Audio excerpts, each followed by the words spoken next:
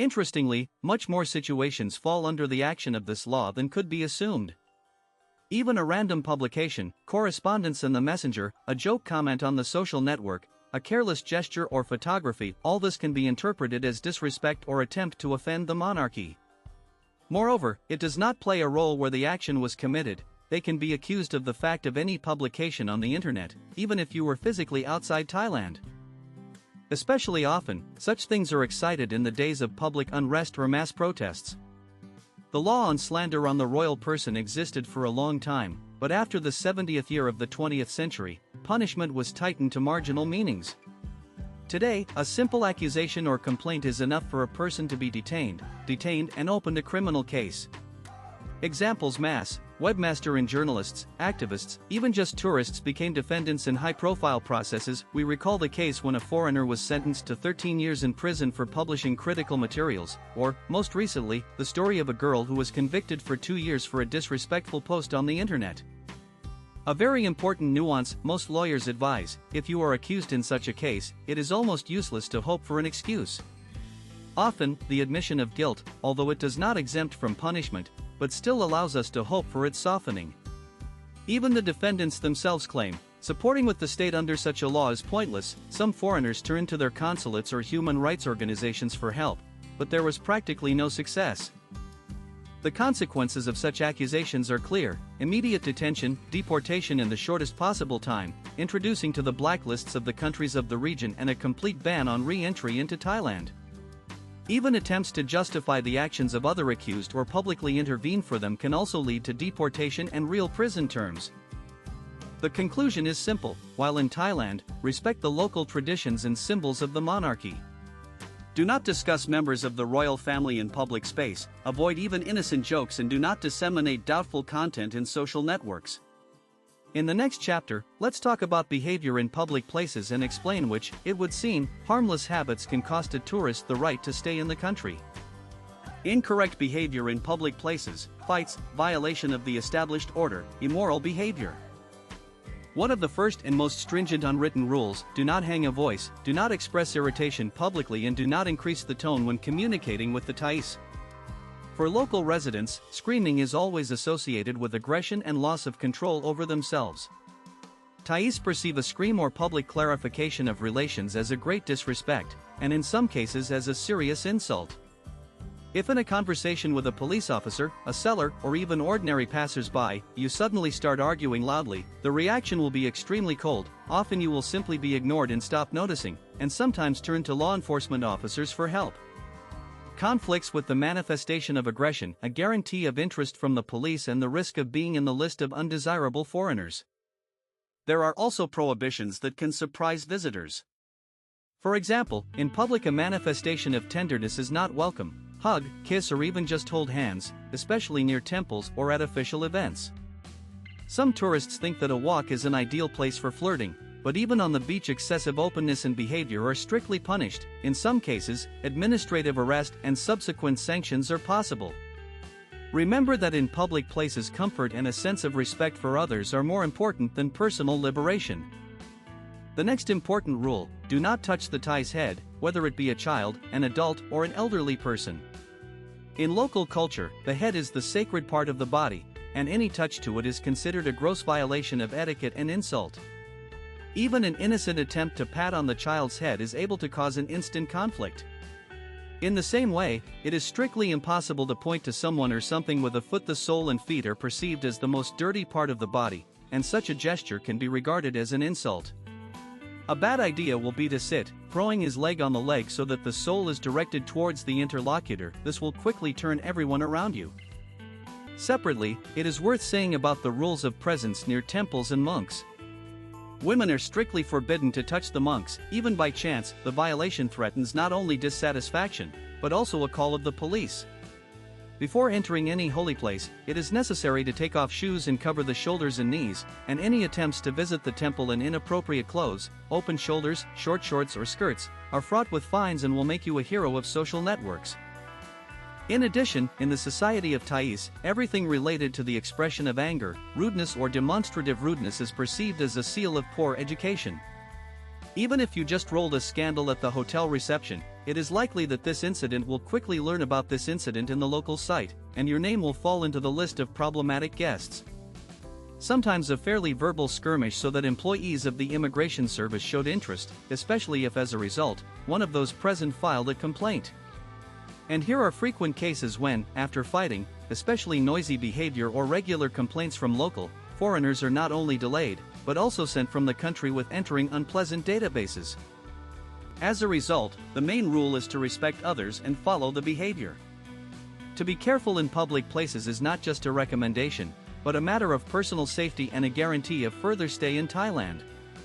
In the next chapter, I will tell you how the country relate to issues of the use and storage of prohibited substances, and why even a minimal violation on this front can put an end to further travels. Drugs and prohibited substances, absolute intolerance. According to the law, narcotic substances in Thailand are divided into 5 categories. The most severe drugs fall into the first group: heroin, amphetamines, methamphetamines, ecstasy, LSD, and they are similar. In their storage or use, incredibly high fines are provided, from 20,000 to 100,000 baht, as well as the term of imprisonment up to 5 years. For the transportation of these substances across the border, imprisonment of up to 5 years and a serious monetary penalty. The production, import or export of these drugs are punished especially strictly. There are punishments up to 20 years of imprisonment and multi-million-dollar fines. If a person finds 100 grams in a more prohibited substance, the court automatically qualifies this as an intention to spread drugs, and then it is possible, up to life imprisonment. The second group is cocaine, codeine, methadone, morphine, and similar drugs. Sanctions are practically the same: large fines, terms of imprisonment, depending on the quantity, deportation, and entry in the blacklist of the country.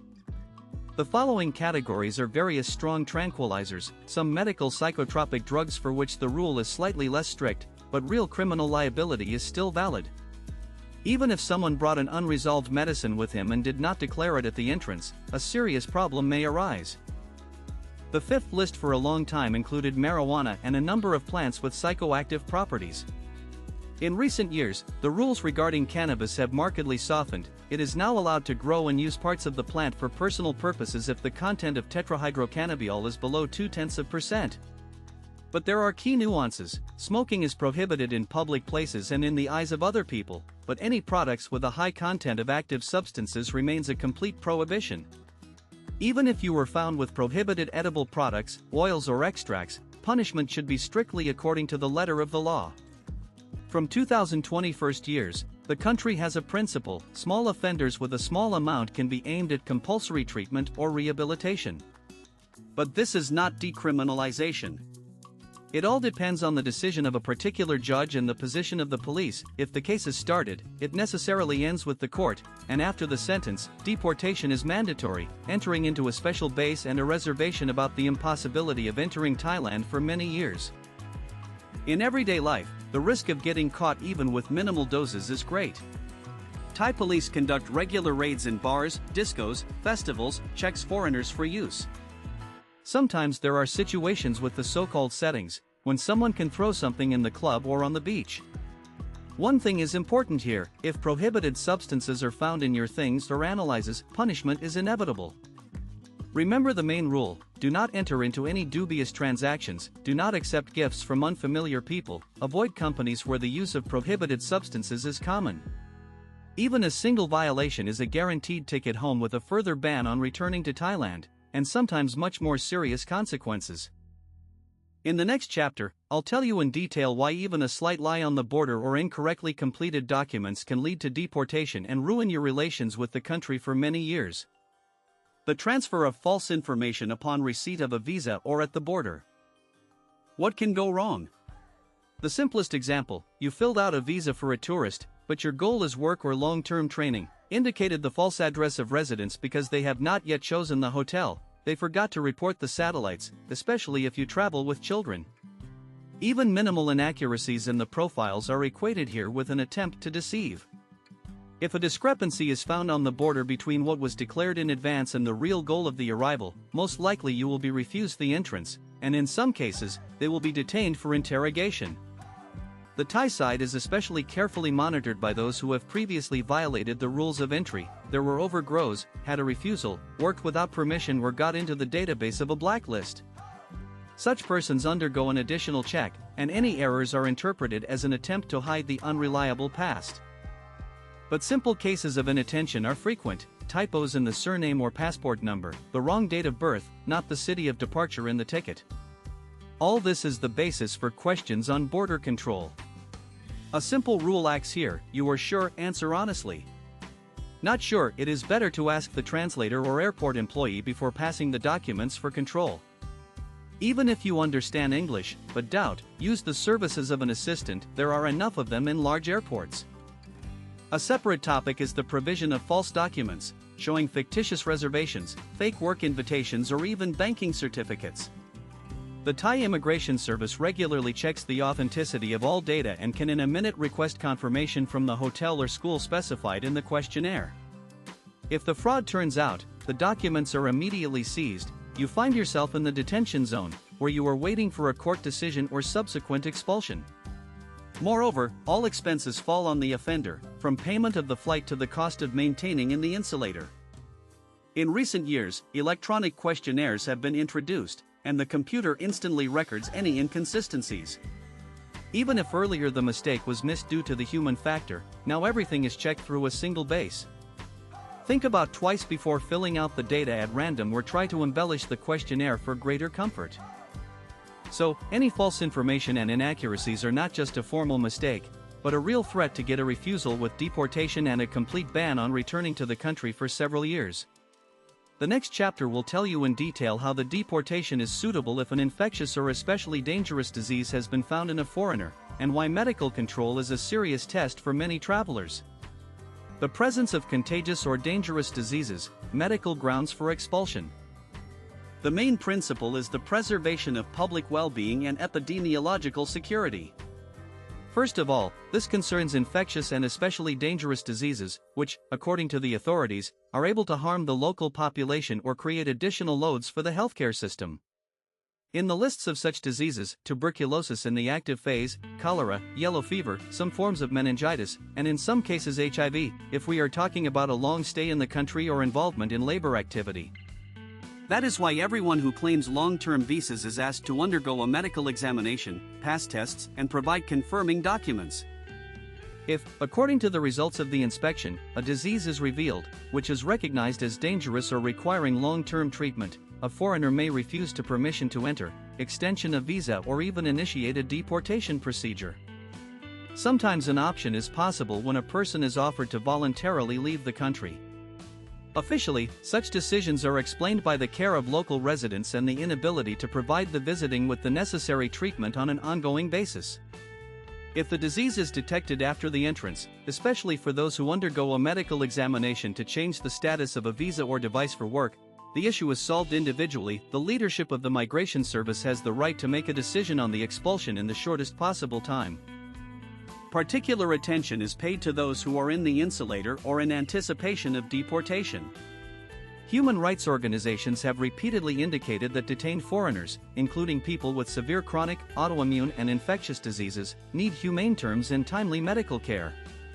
There are stories when over the past 11 years in places of detention in Thailand 5 detainees have died, and 2 of them were minors. Such tragedies become a reason for scandals and require the authorities to revise approaches to medical support of the deported. A special place is occupied by the topic of vaccination. In Thailand, a certain set of vaccines is required for entry from individual countries, where rabies, yellow fever or cholera are more common. If you do not have the right certificate of vaccination or the document is doubtful, the Migration Service may refuse to enter. This rule especially applies to citizens of countries with an unfavorable epidemiological situation and those who plan to work with children or in the service sector, as well as students. Some refusals are associated with the passage of tests for HIV. Usually, such requirements are not for short-term visas, but if we are talking about an annual, working or student visa, the presence of a positive status may become the basis for deportation or refusal to extend their stay. Despite the international initiatives to mitigate such politicians, Thailand continues to remain among states where the medical filter works hard and peremptorily. The main advice is to undergo an examination in your country when planning a long-term stay, to receive confirmation of the necessary vaccinations and, if there are chronic diseases, prepare the translation and certification of medical documents before arrival. The next chapter will be about why even participation in seemingly peaceful actions, public speeches and manifestations of civil initiatives can cause the expulsion of any foreigner from the country. Participation in rallies, protests, interference in the internal affairs of the country. Even a foreigner's peaceful participation in the demonstration, whether it is standing with a poster, a collective march or a public discussion, is officially considered an intervention in the country's internal affairs. The law interprets such actions as intervention in sovereignty, and sanctions of maximum stiffness are applied to them. If the police or security service records the presence of a foreign citizen on a protest or public meeting, a person is detained without the right to make a pledge, after which the deportation procedure begins. In some cases, there are enough photographs in social networks, reposts, or publications to become an object of proceedings. Examples are known when foreigners expelled even for participating in peaceful actions in the protection of the environment, support for trade unions or statements against local corruption scandals. A formal occasion does not always coincide with the real reason. Administrative or migration violations often appear as a public explanation, but the result is always the same: deportation, refusal of entry and entering a blacklist. Particular attention is paid to those who are engaged in journalism, blogging, or other public activities abroad. If a foreigner illuminates protests in Thailand, gives an interview or declares his political views on the territory of the country, this can be regarded as undermining stability or agitation. Even the exchange of information, participation in discussions or inconspicuous assistance to the organizers of rallies sometimes become the subject of the close interest of the migration service. It is characteristic that practice is not always clear and can depend on the current political situation. Sometimes the authorities may limit themselves to a fine and oral warning, but if it comes to mass speeches, political criticism or participation in shares against state policy, the immigration service, security police, and in extreme cases, are also included in the work.